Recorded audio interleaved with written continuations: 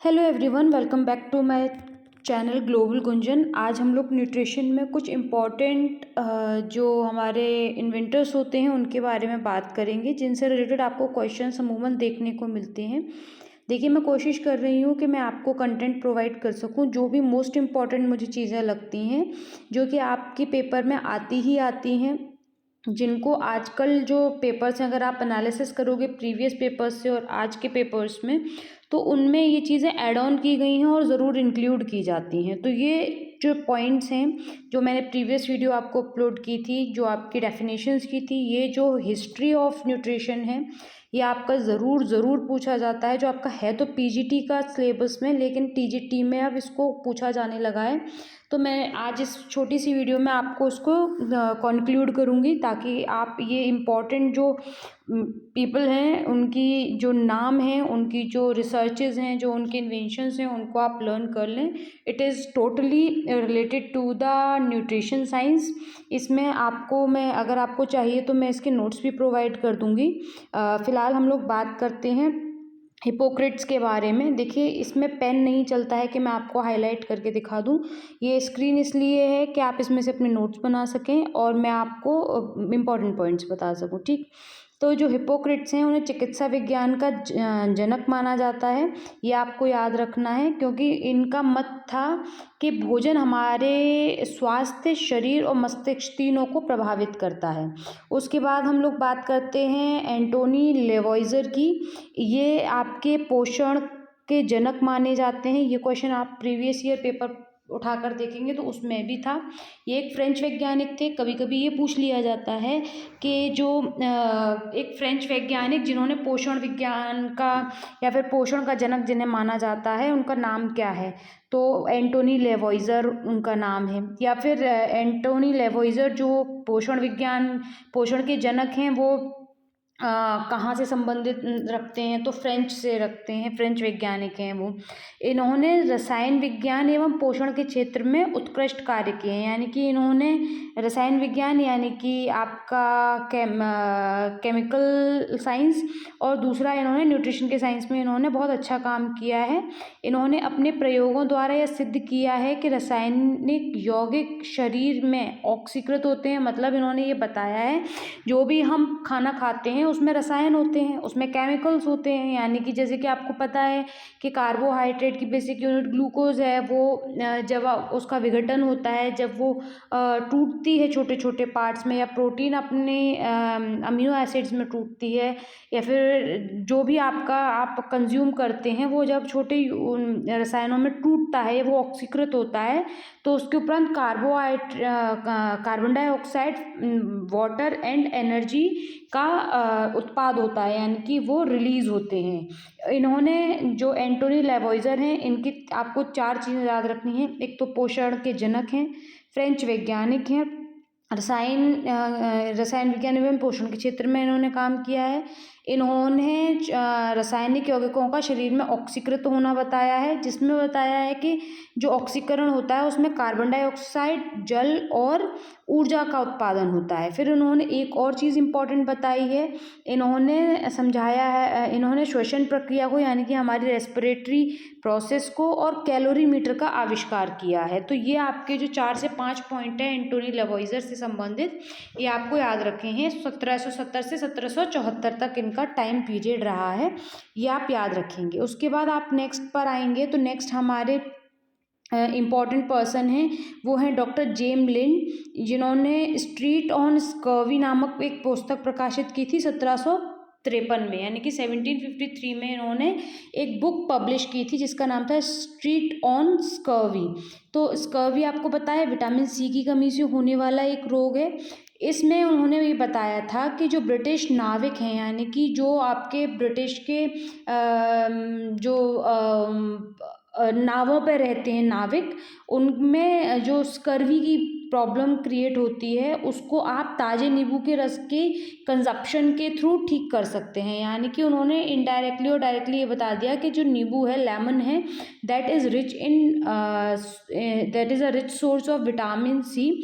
तो अगर आप उसको कंज्यूम करेंगे तो स्कर्वी रोग जो है वो आपका ठीक हो जाएगा। एक अन्य महत्वपूर्ण खोज जस्टस बोन लाइबिन ने 1842 में बताया कि शरीर में ऑक्सीकृत होने वाले तत्व कार्बन व हाइड्रोजन न होकर कार्बोहाइड्रेट, वसा एवं प्रोटीन है। देखिए, जैसा कि इनिशियली जो एंटोनी लेवॉइजर ने बताया था, अगर दोनों के मत में डिफरेंस पूछा जाए तो फिर तो भी आप क्लियर यहाँ कर पाएंगे, क्योंकि उन्होंने क्या बताया था कि carbon dioxide, water and energy आपका रिलीज होता है, जबकि आपका जस्टिस बोन लाइबिन ने ये बताया आपको कि इसमें आपके कार्बन, हाइड्रोजन रिलीज ना होकर कार्बोहाइड्रेट, फैट एंड प्रोटीन जो हैं वो पर्टिकुलरली ऑक्सीकृत होते हैं, यानी कि वो उनका हाइड्रोजनेशन होता है।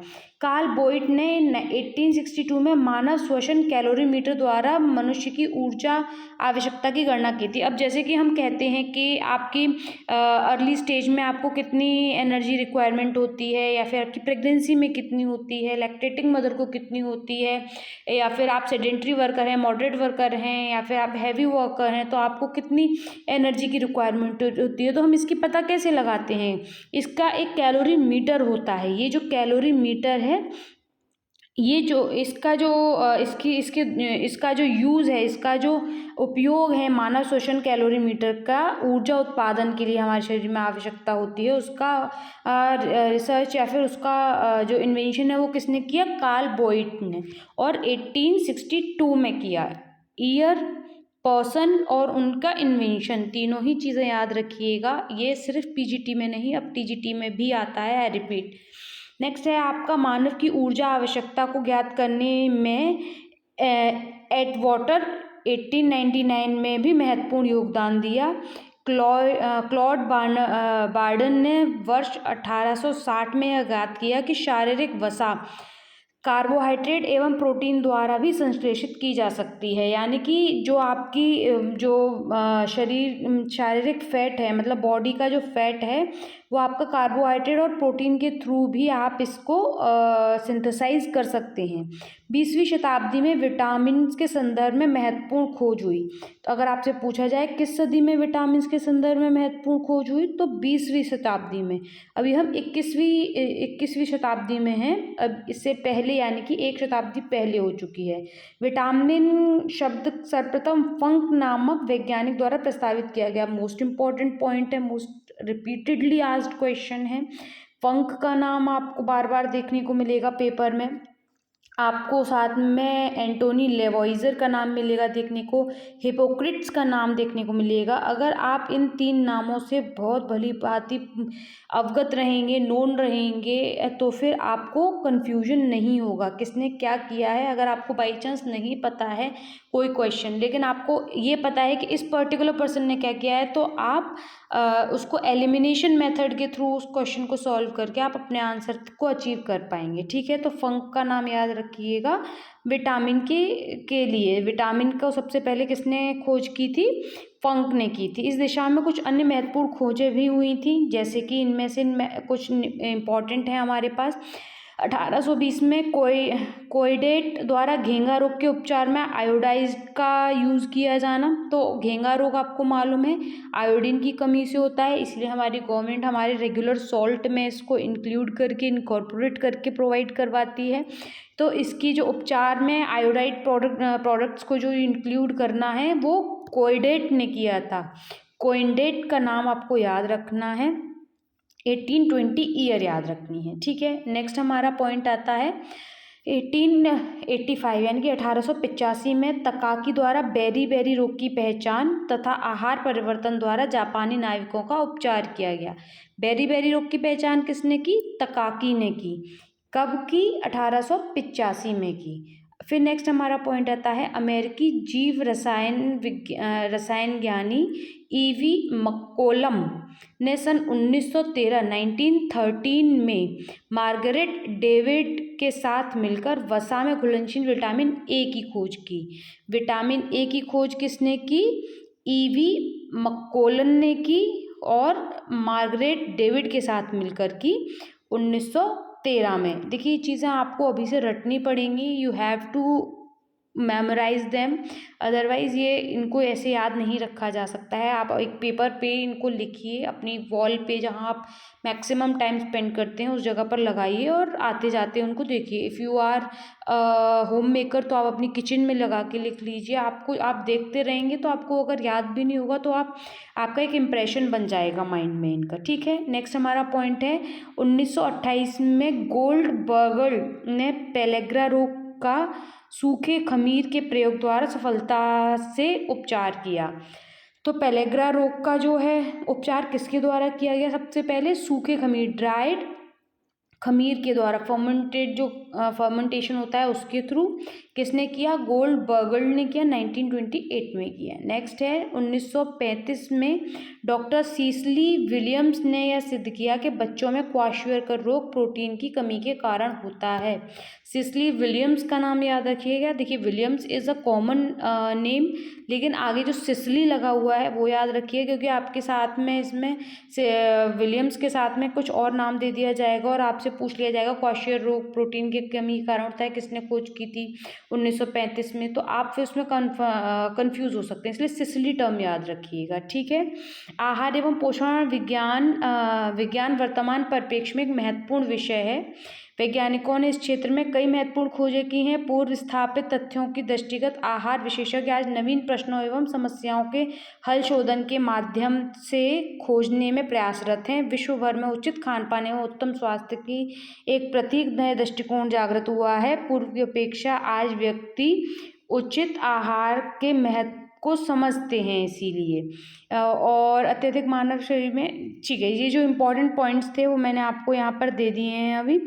इससे रिलेटेड आगे आपका जो भी कुछ इम्पोर्टेंट आएगा मैं आपको वीडियो के थ्रू अपडेट कर दूँगी और मैं नोट्स भी प्रोवाइड करूँगी आपको, जैसे जैसे मेरे पास नए नोट्स इंक्लूड होते जाएंगे।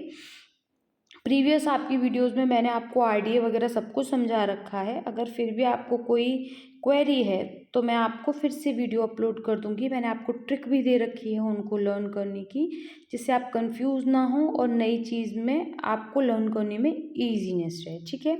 तो वीडियो अच्छी लगी हो तो लाइक शेयर एंड कमेंट करें and don't forget to share my video. Thank you for watching my video and have a good day. Bye bye.